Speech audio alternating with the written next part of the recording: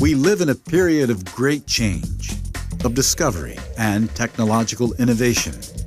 All areas of science are experiencing this progress, including healthcare and medicine, which have taken huge leaps forward in recent history.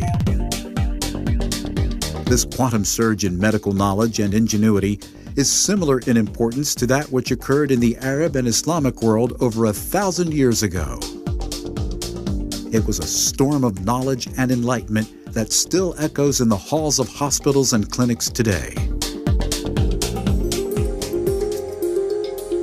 From the first accurate descriptions of the circulatory system to vaccination, surgery, and establishing the first real hospitals, our ancestors built the groundwork of modern medicine.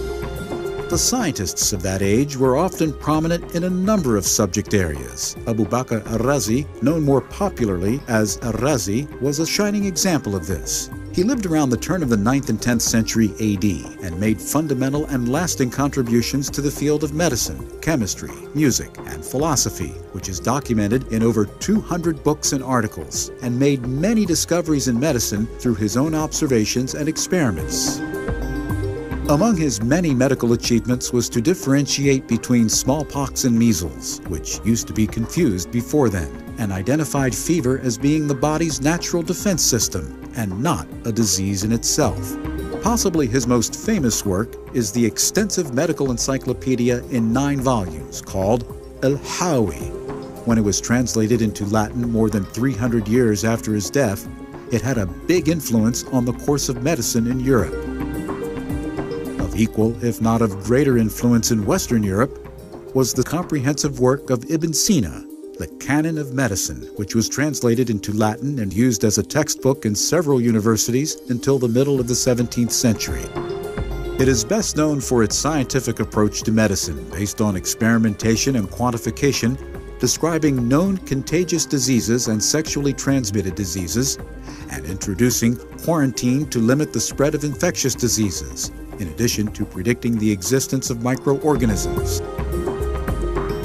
In surgery, other physicians left their legacy, like Abu al-Qasim al-Zahrawi, who identified 200 surgical instruments, many of which are still used today.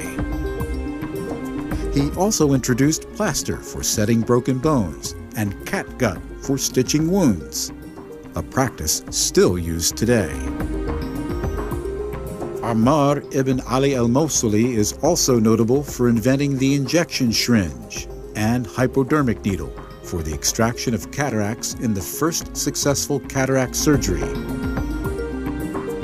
While Ibn Nafis was the first to accurately describe the blood-breathing and circulatory system in a manner comparable to modern medicine. And those were brilliant men of science that still shine bright in the stars of science galaxy.